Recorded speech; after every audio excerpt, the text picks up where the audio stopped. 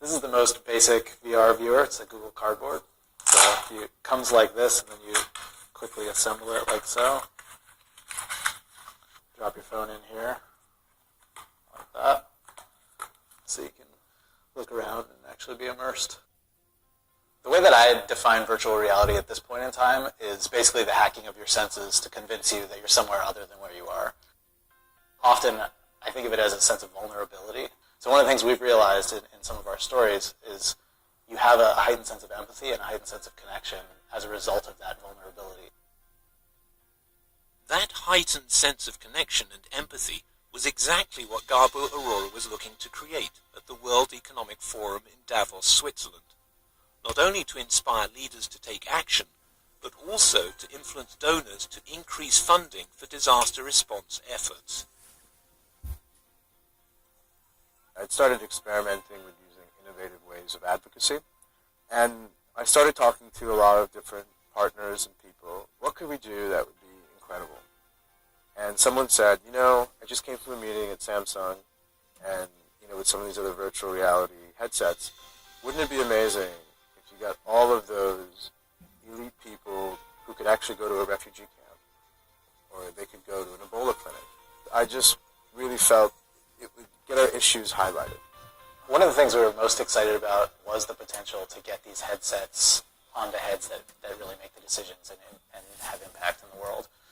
We were able to put it on the heads of these change makers, and for a brief moment put them on the ground in the refugee camp. And it's, I think, a really powerful thing. You could see the way that it was impacting them. In addition to the screenings at Davos, virtual reality portals have been set up to view the films at high-level political forums around the world. One of the leaders who made use of a VR portal was Samantha Power, United States Ambassador to the United Nations. So what the portal does is it doesn't just give you those faces, it just makes you feel you're right there.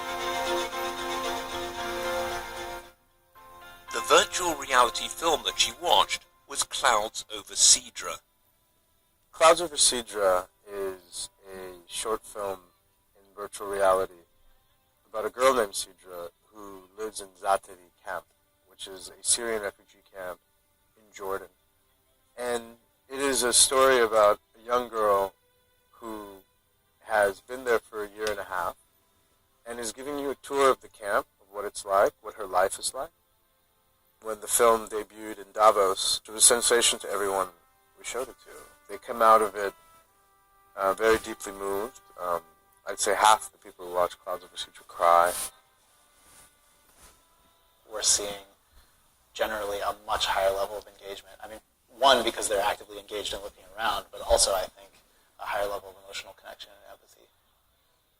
The film was then integrated with the Secretary General in the Kuwait pledging conference for Syria. He made everyone at the reception at the pledging conference watch it, and it really made a big difference on getting people to pledge more and to care more and to be more involved. And then we cut a version for UNICEF for its face-to-face fundraisers. The way they do that is usually someone with a clipboard on the street in Europe or in different countries. So they thought, well, what if we got people to experience virtual reality on the street? 看了这个影片过后，我就觉得世界上原来还有很多小朋友是连干净的水都没有的。I was a little depressed about the situation for the people there. Quite sad. They don't have a good environment to stay. We try our best to help them. Early reporting from UNICEF has shown that when using virtual reality, they've doubled the effectiveness of their fundraising efforts. The fact that virtual reality is so real means that we have to think a lot more about the ethical aspects of what we do. Tom Kent is the standards editor at the Associated Press and is a professor at New York's Columbia University. There's a psychological impact that VR has that's greater than the impact of photos or video. It hits you at a more elemental level. When somebody's watching a video or someone's looking at a photo, they know that they are external to the scene and they're looking in at something. VR operates at a different level. It's putting you in the scene and working on your brain in ways that I don't think is really completely understood. got the blessing to do one on Ebola.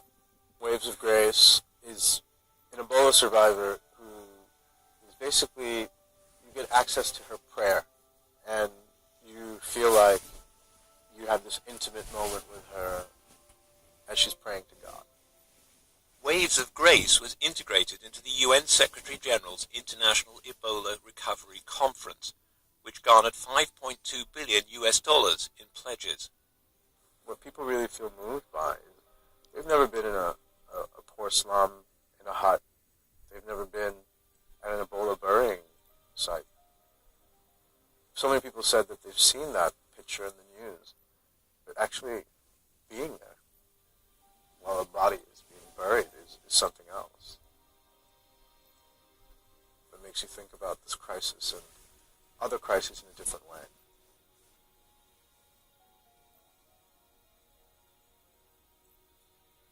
The most important thing is transparency. If the VR producer is trying to advance a political cause or a social cause, that needs to be made clear. I think one just has to be really open and clear about one's methods. We're going to constantly be evolving and thinking about these ethics even more as we go forward. We privilege the human story. You know, it isn't so much the UN did this and this is what's happening and this is what you should do. It really is a quiet sort of, let's put yourself in the shoes of another. But it definitely is something that we are just at the beginning of. Being at the forefront of it, especially for the United Nations, gives us a lot of advantages to tell our stories and make a difference with a whole new generation of viewers, and especially a lot of young people. Because if we didn't do what we do with virtual reality, it would fill up with games and escapism. When a 15-year-old would unwrap his Christmas present a year from now or 2 years from now, he wouldn't have Clouds over Sidra and this UN series there for him.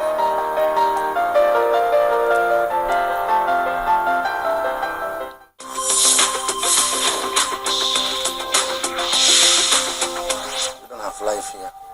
Our life is very hard. Being a refugee is not a life, and we don't have a country. More than half of the world's 10 million refugees live in cities.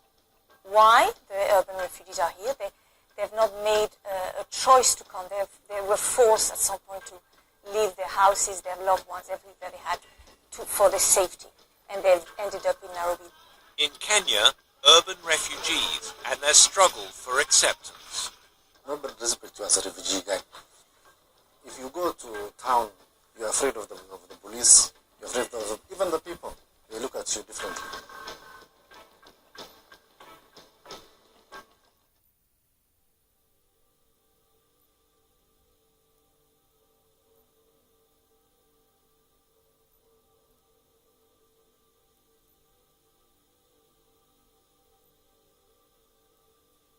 We don't have life here. Our life is very hard. Being a refugee is not a life, and we don't have a country. I wish I have a country, and all the refugees they have a country. If there's a peace in every country, there's no refugee.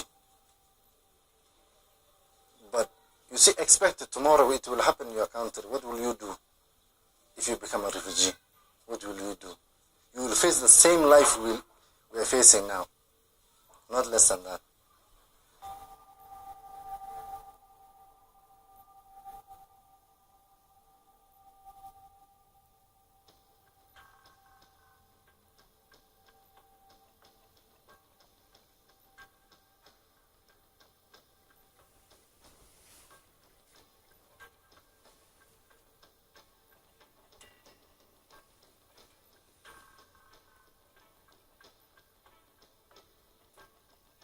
The mandate of UNHCR, as you know, is to protect refugees and to find solutions. So as a way to protect urban refugees and refugees in general, we make sure that they are first of all identified as such and they are properly documented.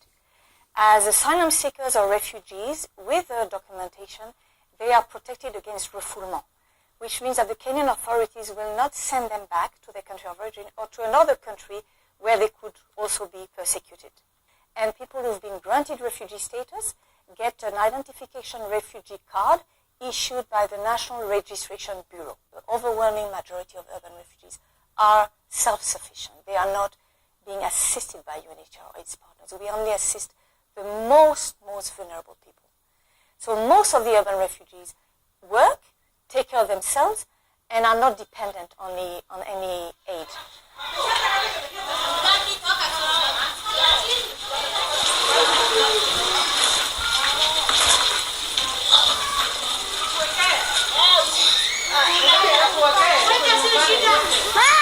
Ma! Nobody respects you as a refugee guy. If you go to town, you're afraid of the police, you're afraid of even the people. They look at you differently. This fear is terrible. We are just human beings, like you guy. We deserve the life you live, not less than that. The way that people treat us, not being different guy. They saw us as a different person. They saw us like we don't belong to this world. But God created us. What do? I wish people treat us like a human being, respect us as a human being, live like as a human being. That's what I wish. This is our kitchen.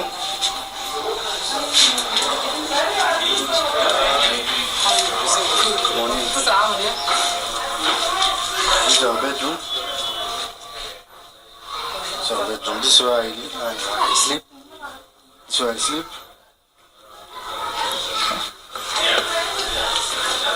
Come on in. This is our sitting room. It's a refugee house. It's where the refugee lives. It's a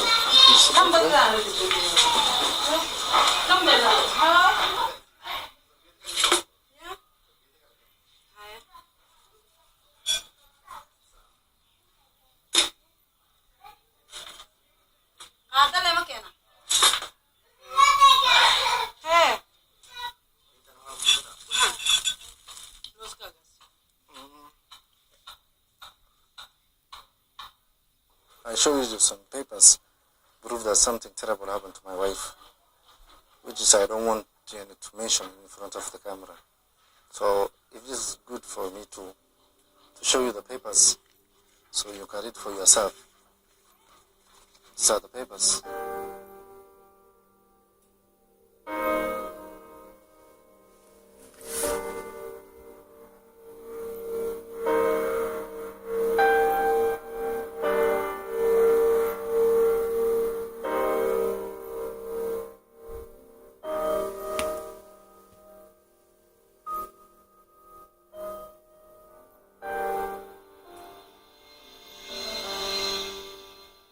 I came in Isli, Nairobi, 18 years back.